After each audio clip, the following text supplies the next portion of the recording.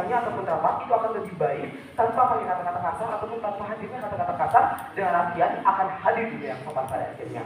Oke, jadi karena sekali ini adalah multi aktor, makanya kita ingin tahu dulu apa sebenarnya goal yang ingin dicapai oleh aktor ini pada akhirnya. Saya rasa goal yang ingin dicapai oleh aktor ini adalah mengutamakan budaya santun dalam komunikasi publik ini pada akhirnya. Makanya itu akan menghadirkan hal-hal yang baik pada akhirnya. Pun bagaimana sebenarnya status quo sekarang? Status quo sekarang banyak orang-orang aktor politik yang misalnya sedang melakukan rapat ataupun komunikasi publik, mereka tidak pakai bahasa yang baik ataupun tidak tidak menggunakan bahasa yang baik ataupun sopan, sehingga hal ini tidak baik untuk dengar. Misalnya rapat evaluasi kerja yang dilakukan oleh DPR misalnya yang pakai kata-kata kurang sopan, sehingga hal ini sama saja akan menghadirkan masalah baru. Mereka akan konflik, mereka tidak akan setuju ketika mereka dikatakan secara demikian. Makanya saya rasa ini adalah masalah yang sangat besar. Tapi pun bagaimana sebenarnya masalah yang sebenarnya habis di status quo? Masalah adalah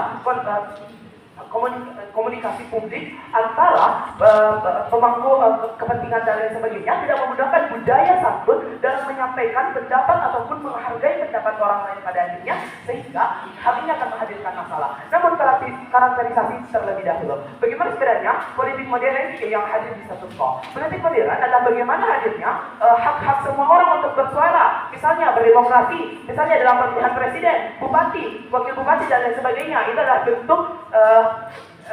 bentuk demokrasi.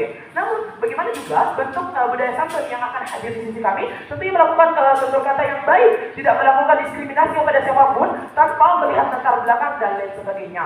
Makanya saya rasa hal itu adalah hal yang terbaik. Sehingga kami hadirkan mekanisme satu, belajar politik modern akan bekerja sama dengan lembaga masyarakat yang membawahi. Tapi pun dua,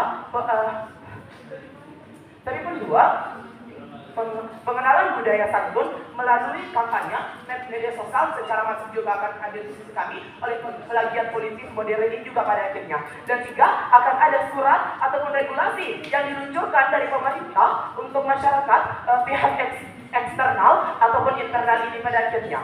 Tapi yang keempat, kampanye politik ataupun kerjasama dengan sesama pemangku politik ataupun kegiatan yang melibatkan masyarakat, pihak internal dan eksternal pada akhirnya, yang tentunya akan mengutamakan budaya santun. Tapi pun yang terakhir, akan ada sanksi bagi yang melanggar hal ini seperti yang sudah dikatakan oleh KUHP.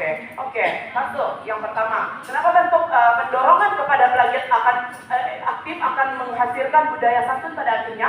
Satu, karakterisasi terlebih dahulu. Bentuk pendorongannya adalah memberikan kampanye secara offline maupun online melalui media sosial, karena saya rasa kita sudah ada di politik modern, ataupun pemasangan baliho misalnya terkait budaya santun yang baik itu.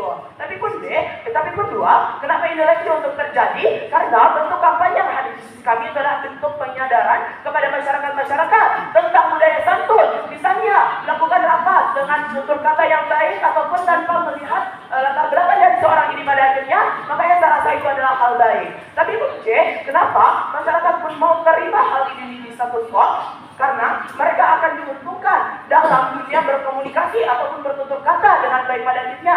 Makanya masalah-masalah buruk dalam kehidupan sehari-hari mereka akan terselesaikan dengan hal ini. Makanya saya rasa hal ini lebih baik di sisi kami, itu akan hilang itu tidak akan hilang di sisi kami. Namun kenapa ini eksklusif? Karena tentunya kami hadirkan dunia politik ataupun masyarakat menjadi lebih baik karena adanya aturan ini, sehingga bagaimana kami akan bertutur kata juga akan lebih baik pada akhirnya.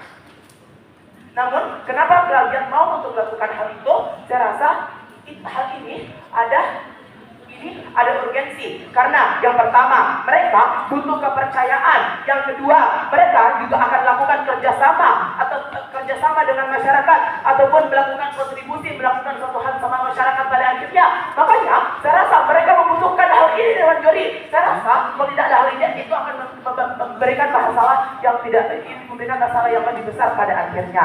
Karena mereka pemangku politik, otomatis mereka punya tugas pada akhirnya untuk bawa suara masyarakat dan sebagainya dan lain sebagainya untuk menyuarakan hal ini, karena mereka adalah pemimpin, mereka adalah orang yang harus memberikan jalan, mereka adalah orang yang akan didengar sama masyarakat, dan itu adalah hal logis.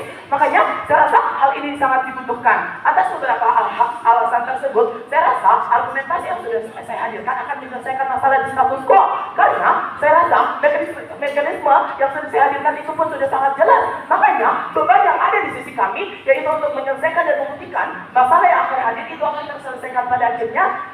Atas beberapa alasan tersebut, Prof.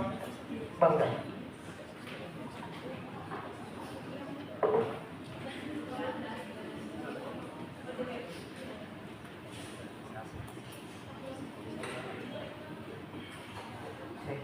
Oke, terima kasih dari P1 Pro. Dengan ini saya berikan kesempatan ke P1 Kontra untuk menyampaikan argumentasi.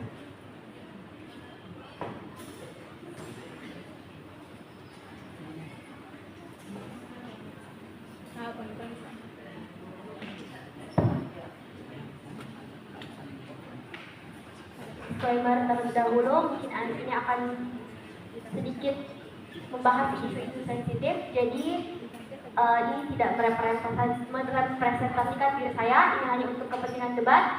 Aku akan mulai dalam 3, 2, dan 1. Aku rasa di dalam mosi ini adalah gimana pada akhirnya kita memenuhi interest aktor itu, dan sebenarnya apa mekanisme yang akan hadir ketika pada akhirnya budaya satu itu terintegrasikan di dalam dunia status quo, apalagi dalam konteks komunikasi publik. Tapi aku rasa pertanyaan terbesar yang hadir kepada oposisi, di mana sebenarnya budaya satu yang hadir di sisi mereka. Aku rasa budaya satu itu sudah ada sejak dulu, tapi segitu dan sudah masif. Tapi di dalam komunikasi publik atau sebagai aktor pegiat yang aktif, ketika mereka melakukan ketika melakukan kata-kata yang satu misalnya, apakah pada akhirnya ada jaminan di sisi government segala yang mereka keluarkan itu akan diterima di masyarakat juga pada akhirnya. Tapi oke, mari kita kasus ulang juri. Pertama, sebenarnya advokasi politik modern adalah ruang intervensi diri atau cara kamu gimana ketika ada suatu hal publik yang menjadi isu hangat di status quo, sehingga dalam dunia politik modern kamu punya hak penuh untuk memberikan atau mengeluarkan apa yang ada di dalam diri kamu, apa yang kamu rasa ketika kamu merasa merugikan diri secara pribadi ataupun masyarakat luas. Tapi dan ini pada akhirnya akan berdampak secara masif di dalam dunia status quo atau di masyarakat sendiri. Kedua, budaya satu yang dikontekstualisasikan adalah apa yang kamu keluarkan atau gimana cara kamu bertutur kata tanpa menyinggung siapapun di dalam dunia politik modern. Artinya baik secara sosial media ataupun secara langsung juga pada akhirnya. Tapi tiga, komunikasi publik adalah gimana kamu ada terdapat ruang bicara yang gak punya tabir dengan tujuan kita mau untuk mendengar apa yang mereka keluhkan demi mencapai tujuan suatu jalan keluar bersama dari suatu masalah sendiri. Sehingga aktornya adalah pertama, bagian aktivis sendiri yang mereka mampu untuk mengajak atau mengaruhi audiens status quo sesuai apa yang mereka keluarkan statementnya, dan udah punya background dan dunia besar dalam politik yang paham dan tahu sebenarnya gimana interest dalam dunia masyarakat dan sebagainya, seperti negosiasi hak, Paris dan lain sebagainya. Kedua, pegiat yang didorong atau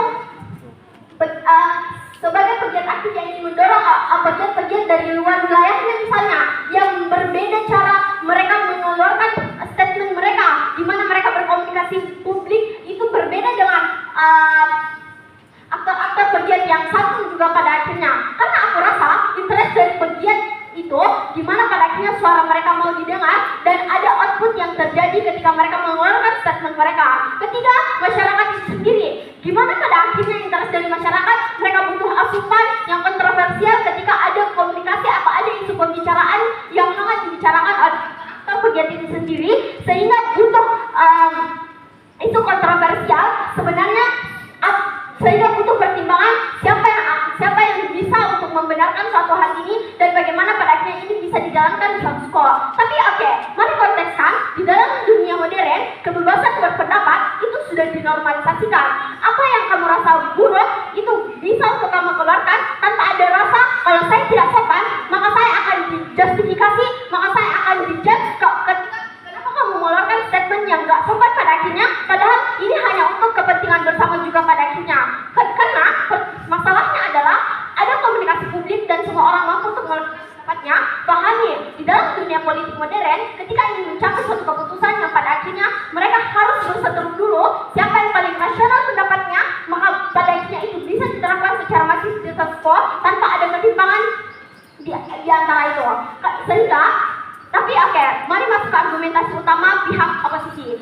Bagaimana ini berjalan ketika budaya santun itu ditetapkan?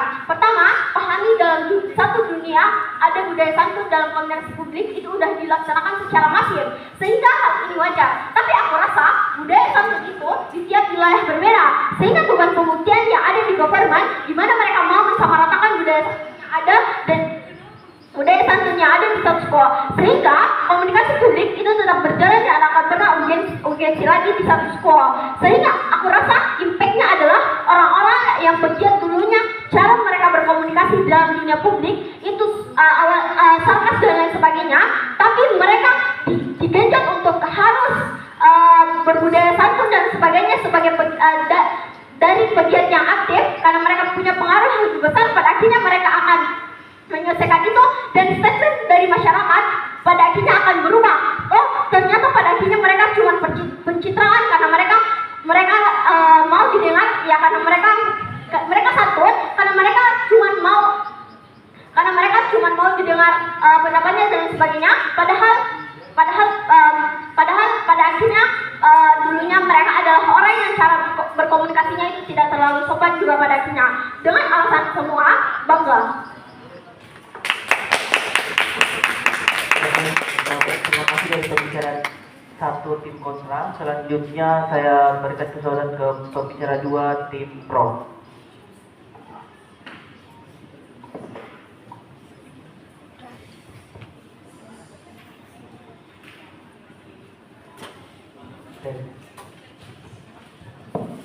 Baik, sebelum beralih kepada kasus pembicara kedua dari proposisi, izinkan saya memberikan sedikit disclaimer bahwa saya membawa ini hanya sebatas untuk kepentingan debat, bukan kepentingan pribadi saya.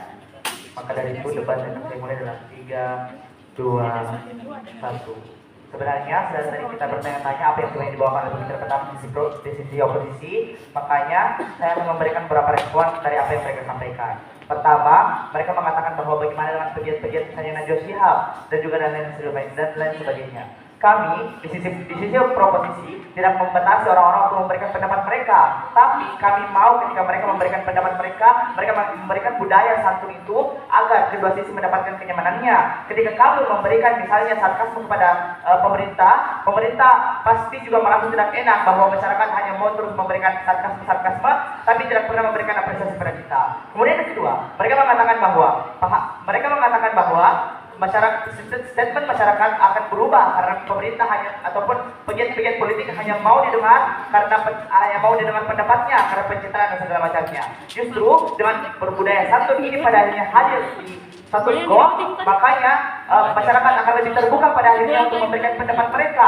Mereka sudah tidak merasa takut ketika mereka memberikan pendapat mereka ketika mereka menggunakan budaya-budaya santun tersebut. Kemudian apa sebenarnya yang menjadi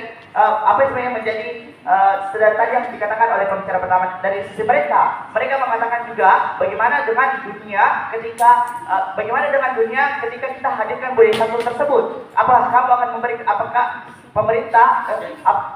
masyarakat akan mendengarkan siapa sebenarnya yang paling rasional pada akhirnya. Saya rasa kebebasan pendapat tetap hadir di kedua sisi, namun kebebasan pendapat di sisi oposisi hanyalah membuat pemerintah itu kacau balau sendiri. Sehingga di sisi proposisi kebebasan berpendapat dibarengi dengan budaya santun itu akan membuat kedua ataupun akan membuat aktor rentan aktor rentan itu pada akhirnya akan nyaman juga. Kemudian apa sebenarnya argumen di sisi oposisi? Memperkuat kerukunan antar publik. Budaya santun yang akan kita terapkan di sisi proposisi akan memperkuat kerukunan pemangku jabatan, pemuka politik dan lain-lain atas satu analisis. Pemangku jabatan menunjukkan sikap kapitalisme maupun individualismenya. Misalnya keuntungan pribadi pada membawa hak-hak orang lain. Sehingga budaya santun ini hadir dengan meliputi bagaimana orang bersikap, bagaimana tidak terima kasih, bagaimana orang lain menerima pendapat yang berbeda dengan dia juri. Sehingga kerukunan ketika kamu sebagai masyarakat, kamu memberikan pendapatmu kepada misalnya pemangku jabatan politik dengan bahasa yang sopan,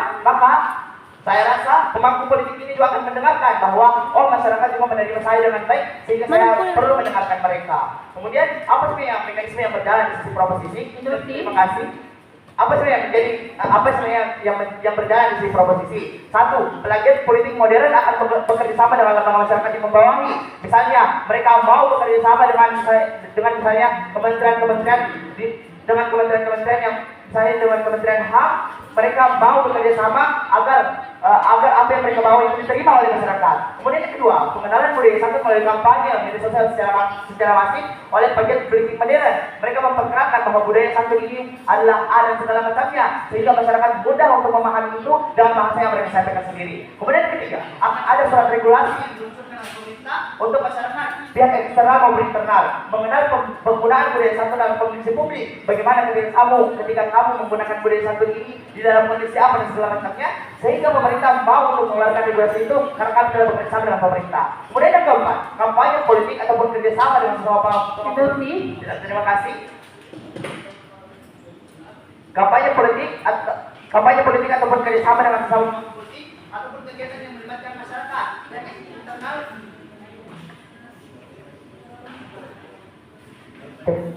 Masyarakat yang internal maupun eksternal mengutamakan budaya santun. Ketika kita memberikan budaya santun, kita akan memperkenalkan kepada masyarakat bahwa budaya santun bagaimana kamu menghargai pendapat orang lain, bagaimana kamu menerima pendapat orang lain, bagaimana kamu berkomunikasi dengan cara yang baik. Silahkan. Kebebasan berpendapat tidak akan ada di sisi mereka karena mereka itu mengutamakan kata santun. Orang yang terbiasa tidak berbahasa santun itu akan dipaksa untuk diam dengan juri karena ketika mereka berbicara apa pandangan masyarakat, tentunya mereka akan dihujat sehingga kebebasan berpendapat itu tidak akan pernah ada di sisi mereka, uang kasus mereka. Saya rasa kebebasan berpendapat itu akan juga hadir di sisi kami karena kami telah memberikan regulasi-regulasi tertentu kepada mereka bahwa kamu boleh berbebas berpendapat kepada aktor politik dan segala macamnya asalkan kamu menjaga budaya-budaya tersebut dan kami tidak akan mendiskriminasi kamu pada akhirnya. Kemudian yang kelima, akan ada sanksi yang melanggar seperti yang ada yang tertera di KUHP terbaru pada Juni. KUHP terbaru Juri. Bagaimana ketika kita memberikan sanksi kepada orang-orang yang saya misalnya maaf, mengatakan anjing dan babi segala macamnya, maka kita akan memberikan sanksi ketika mereka tidak menggunakan budaya santun ini, misalnya dengan sanksi denda ataupun penjara pada akhirnya, karena mereka tidak menepati maupun menaati apa yang sebenarnya kita keluarkan pada akhirnya, karena makanya itu bangsa. Oke, terima kasih dari tim pembicara 2 pro. Selanjutnya saya persilakan ke pembicara 2 tim kontra. Tes 1. Mungkin disclaimer akan membawa tentang isu-isu sensitif, tapi itu tidak merepresentasikan apa yang saya mau. Ini tidak bukan hanya untuk kepentingan debat. Selanjutnya untuk preferensi interupsi, silakan untuk secara verbal saja dengan mengatakan interupsi. Mungkin untuk melanjutkan kasus dalam hitungan 3, 2, 1. Tim proposisi bisa menang kalau mereka bisa membuktikan hal ini. 3 kesalahan besar daripada sisi proposisi. Pertama, mereka tidak memenuhi apa sebenarnya interest, obligasi moral dari aktor itu sendiri dan apa kemauan daripada aktor itu sendiri. Karena sejatinya mau sinal mau si aktor, bagaimana pada akhirnya kita bisa memenuhi interest daripada aktor itu sendiri. Tapi saya rasa dari tadi pembicara 1 hingga pembicara 2 dari sisi mereka tidak pernah memberikan korelasi antara kebijakan yang mereka buat dengan interest daripada aktor. Tapi ya, 2, mereka kurang prasyarat dunia yang lebih baik itu bisa terjadi di sisi mereka. Mereka terlalu menggaung-gaungkan setelah kebijakan ini terasesi oleh para pemerintah, ini akan memberikan yang namanya bentuk dominasi atau bentuk output yang lebih positif. Tapi mereka tidak pernah memberikan prasyarat bagaimana mereka bisa menjamin tentang hal ini. Tapi ketika mereka lupa bahwa mereka tidak pernah memberikan kepada juri bagaimana sebenarnya pegiat yang berkecimpung dalam advokasi modern itu visualisasinya seperti apa, bagaimana pada akhirnya itu seperti contoh-contoh seperti Najwa Shihab dan lain sebagainya. Tapi ya, saya akan menjelaskan secara eksplisit kepada juri beberapa bidasar. 1, kalau pada akhirnya proposisi khawatir tentang masalah isu SARA, tentang masalah isu-isu yang membuat tentang latar belakang dan lain sebagainya, saya rasa pada akhirnya pada dunia politik modern itu bersifat secara progresif. Artinya semua yang dibicarakan itu masuk juga pada media sosial dan lain sebagainya, dan masyarakat bisa menilai tentang hal ini. Artinya akan ada yang namanya cancel culture dalam masyarakat. Sehingga kalau ada pada namanya cancel culture pada masyarakat, para pegiat yang berkecimpung pada advokasi politik modern itu tidak semena-mena untuk mengeluarkan statement yang sebodoh itu atau sesara itu dengan menggunakan yang namanya latar belakang dari seseorang itu sendiri. Jadi pada akhirnya bentuk kesopanan itu akan lebih bisa terjaga pada sisi kami, tapi kami tidak akan mengutamakan hal tersebut. Tapi ya, saya akan jelaskan ini pada argumen saya. 2, klaim mereka tentang penyadaran kepada masyarakat untuk bersifat santun ini sebenarnya persyaratnya itu tidak jelas seperti apa. Tidak ada korelasi antara bagaimana bentuk aktor-aktor yang berkecimpung pada advokasi politik modern itu bisa berpengaruh itu terhadap bagaimana masyarakat itu bisa berperilaku dalam dalam kehari-harian mereka misalnya. 3. Klaim mereka tentang mekanisasi pendorongan secara masif justru itu memicu polarisasi yang ada pada masyarakat. Karena pada akhirnya tipe pegiat politik modern itu berbeda-beda. Ada pada akhirnya orang-orang yang menggunakan dengan kata-kata yang begitu keras, ada orang yang menggunakan kata-kata begitu sopan. Jadi pada akhirnya mereka memaksa hal ini untuk melakukan ini secara masif.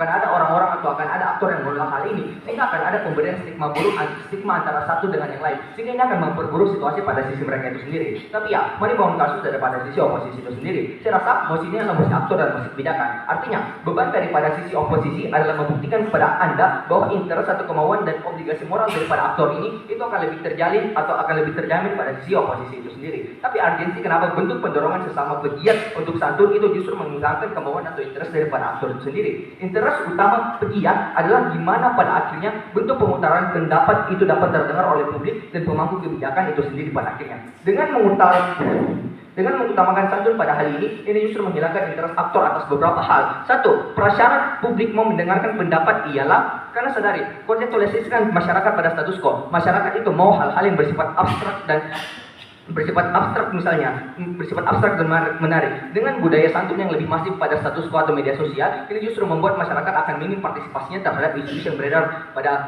media sosial misalnya. Sehingga ini akan menghilangkan partisipasi publik atau partisipasi masyarakat pada akhirnya konten-konten atau isu-isu yang dihadirkan kepada masyarakat itu bersifat stagnan dalam satu aspek, yaitu sopan santun dan lain sebagainya. Sehingga masyarakat itu akan berpacu pada satu opini atau akan berpacu pada satu preferensi, yaitu sopan santun. Jadi pada akhirnya masyarakat itu memiliki kemauan yang berbeda-beda dalam mendengarkan sebuah isu. Ada yang mau mendengarkan isu dari sisi ini karena mempunyai ciri khas yang begitu misalnya, sehingga pada akhirnya kalau bentuk proposal daripada sisi posisi itu diakses pada status quo, ini akan memaksa masyarakat untuk berpacu pada satu hal, yaitu sopan santun. Sehingga pada akhirnya partisipasi publik itu akan lebih sedikit pada sisi proposisi itu sendiri. 2. Dalam kasus terburuk proposisi, jika ada pegiat yang tidak mau untuk mengutamakan budaya santun, maka pada akhirnya pegiat yang menyuruh untuk melakukan budaya santun ini akan memberikan stigma yang buruk terhadap pegiat itu sendiri. Sehingga pada akhirnya polarisasi antara pegiat yang notabene dalam politik modern ini akan terjadi pada akhirnya. Tapi ya, pada akhirnya kami tidak menolak yang namanya penggunaan bahasa santun. Tapi yang kami tolak adalah sifat pengutamaan pegiat yang aktif berkecimpung dalam advokasi modern itu bersifat sopan pada akhirnya. Karena pada akhirnya bentuk pegiat yang berkecimpung pada advokasi politik modern itu mempunyai tipe-tipe yang berbeda-beda. Ada yang persuasifnya itu menggunakan tipe-tipe yang seperti ini, dan ada yang seperti itu. Sehingga pada akhirnya kalau semua hal itu dikunci dalam satu aspek, yaitu sopan santunan misalnya, ini justru akan membunuh yang namanya ciri khas daripada pegiat-pegiat itu sendiri. Sehingga pada akhirnya partisipasi daripada masyarakat itu akan lebih minim. Sehingga mekanisasi daripada sisi oposisi adalah para pegiat bebas memilih parameter pengutaran mereka itu seperti apa, sesuai dengan preferensi mereka. Pegiat juga tidak akan itu untuk mengeluarkan statement seperti yang dikhawatirkan oleh pada sisi pro, seperti statement-statement yang tidak sopan, mengandung sara atau membawa-bawa latar belakang dan sebagainya. Karena pada akhirnya di status quo itu sudah ada cancel culture, sehingga seluruh kekhawatiran daripada sisi proposisi itu sudah hancur dari awal.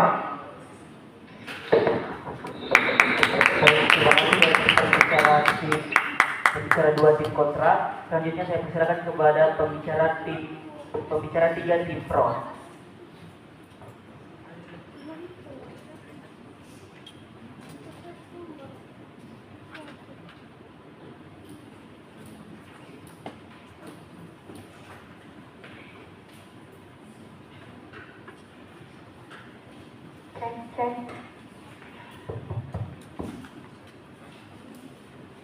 Saya mulai 3, 2, 1. Sebelum masuk pada titik pertentangan, mari kita respon beberapa dari sisi oposisi.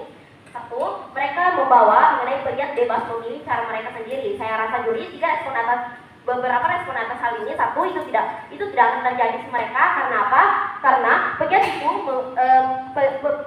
politik modern itu butuh kerjasama dengan masyarakat. Mereka butuh kepercayaan masyarakat juri. Mereka butuh hal apa yang akan mereka gunakan dari masyarakat. Maka mereka membutuhkan komunikasi yang baik juri. Karena mereka akan mendoktrin masyarakat. Mereka butuh kepercayaan masyarakat itu, dan kepercayaan itu tidak akan hadir dengan cara yang mudah ketika mereka justru menggunakan kata-kata yang tidak baik juri. Makanya itu tidak akan terjadi di mereka dan akan ada terjadi di kami. Jikapun itu terjadi di mereka juri, itu akan minim juri, dan akan ada dampak yang buruk di mereka juri. Karena apa? Akan ada stigma buruk masyarakat mengenai pegiat-pegiat itu juri. Bayangkan, pegiat itu seharusnya menggambarkan bagaimana suara masyarakat juri, atau bagaimana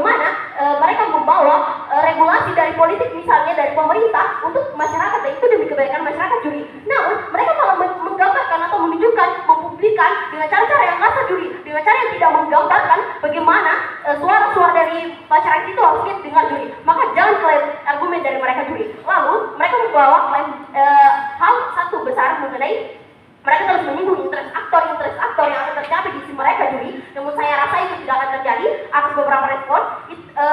Satu, argumen yang mereka bawakan mengenai interest aktor itu tidak benar juri, karena dari emosinya saja, bahkan di status quo juri sudah terbukti bahwa interest dari pegiat, misalnya Najwa, itu mereka mau suara mereka didengar juri, mereka mau kerjasama dengan masyarakat juri, mereka mau akan ada hubungan yang baik antara pemerintah dengan masyarakat juri. Makanya isi mereka itu tidak akan terjadi juri. Atas poin analisis, satu, karena kita butuh kepercayaan masyarakat, maka butuh komunikasi yang baik, butuh cara komunikasi yang baik dengan cara penggunaan penggunaan budaya santun juri. Dan saya rasa titik persoalan ini berada di bagaimana pegiat ini mendorong sama pegiat politik dengan secara aktif atau tidak aktif juri. Namun sistemnya akan lebih baik jika pegiat ini melakukan secara aktif juri, karena jika mereka tidak melakukan secara aktif, mereka hanya akan mengandalkan apa juri. Ketika kita melakukan secara aktif, misalnya kita kampanye di media sosial, di medsos mengenai penggunaan budaya yang baik, maka itu akan benar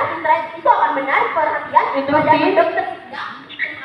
dan mendoktrin masyarakat dan mendoktrin pegiat-pegiat lainnya terus untuk menggunakan budaya yang santun agar apa yang mereka ingin sampaikan di doktrin di masyarakat maupun di pemerintah itu sampai juri. Dan saya rasa pegiat di status quo atau di kedua sisi atau bagaimana ia menjadi jembatan antara masyarakat dan pihak politik maupun pemerintah juri, dan itu dibutuhkan dengan penggunaan yang baik. Lalu masuk di poin pertentangannya, yakni poin hubungan secara aktif atau tidak aktif.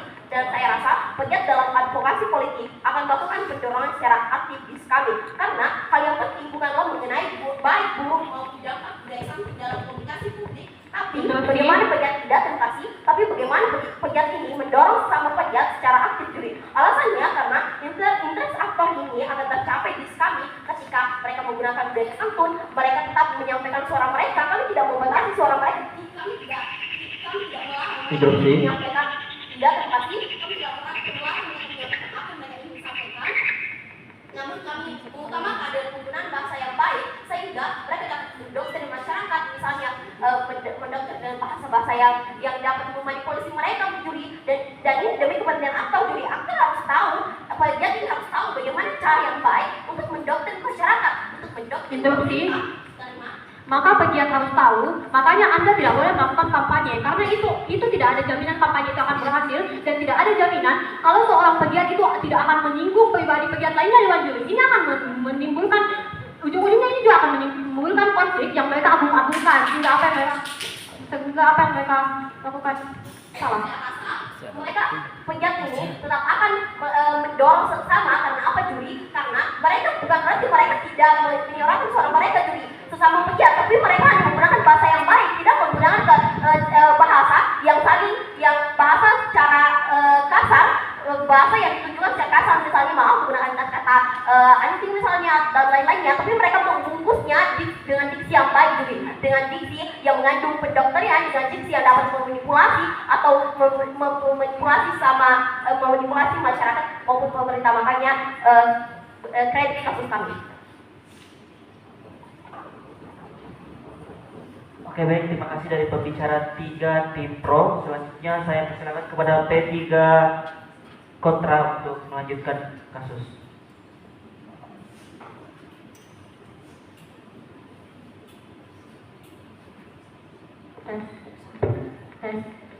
Mungkin akan ada isu-isu sensitif, tapi itu tidak, sekali lagi itu tidak merepresentasikan.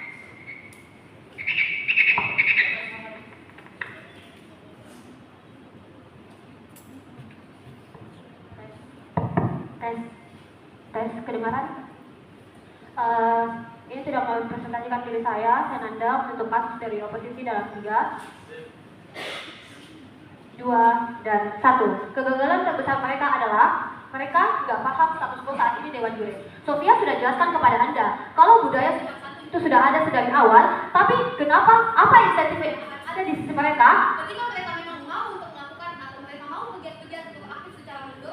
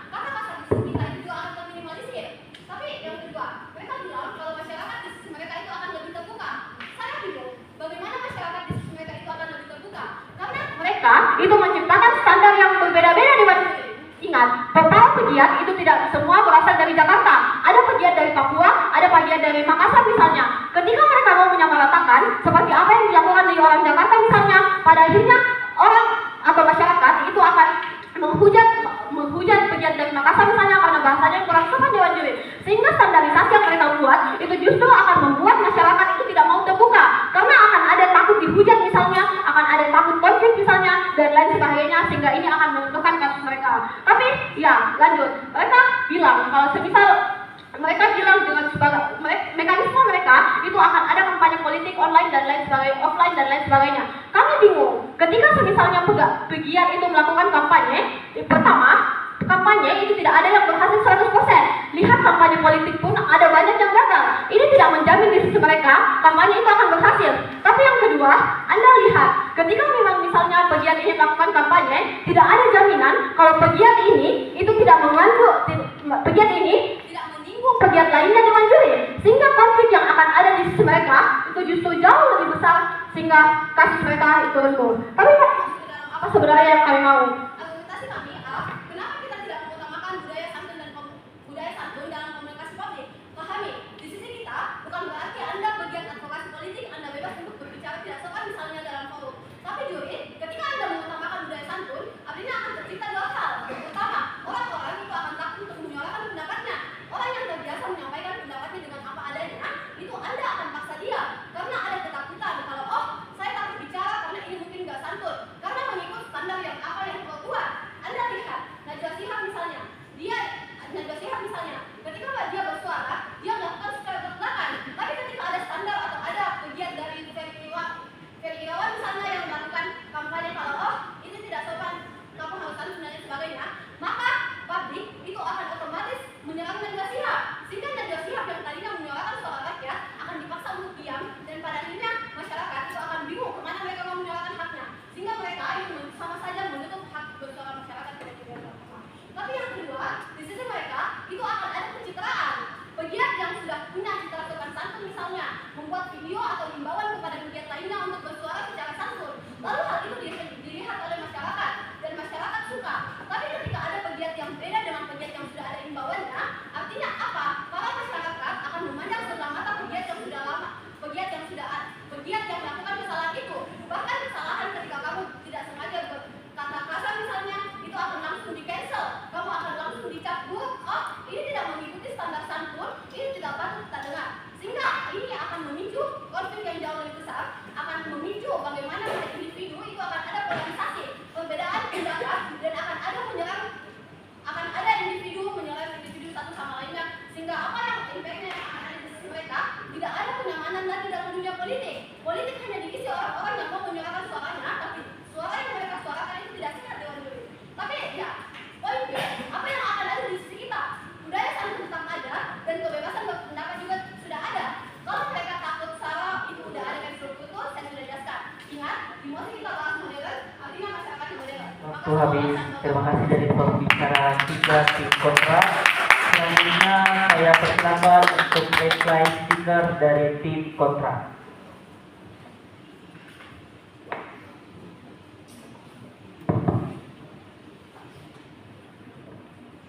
Tiga, dua, satu.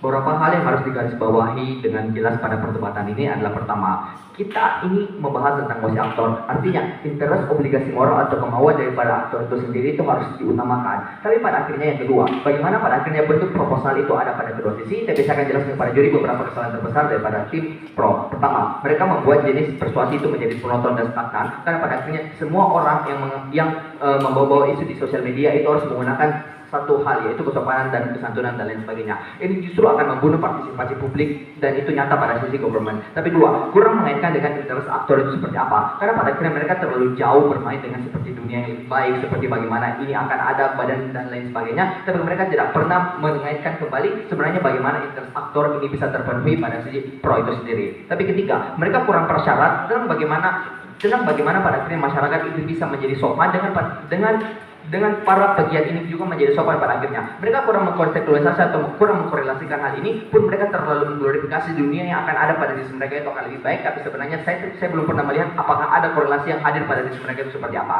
Tapi saya akan jelaskan beberapa slides pada perdebatan ini.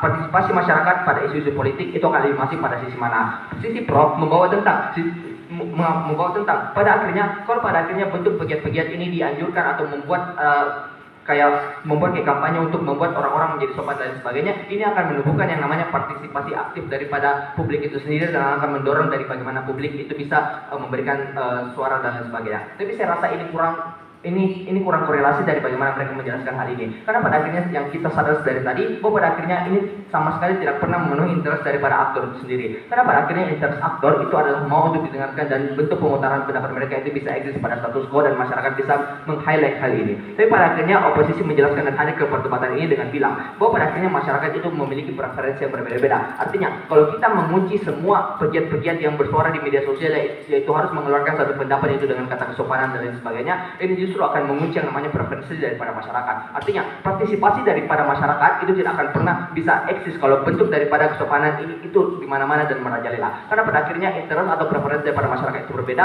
serta mekanisasi daripada oposisi telah membuktikan kepada Anda bahwa pada akhirnya bentuk partisipasi aktif itu akan lebih bisa terjadi pada sisi oposisi itu sendiri. Tapi B, keamanan diskursus politik tentang bagaimana SARA dan lain sebagainya itu akan lebih bisa terjaga. Proposisi hadir dengan bentuk kesopanan dengan kata-kata yang lembut, tetapi pada akhirnya mereka juga kontradiksi dengan mengatakan, oh kami boleh kok mengkritik tapi dengan kata-kata yang sopan.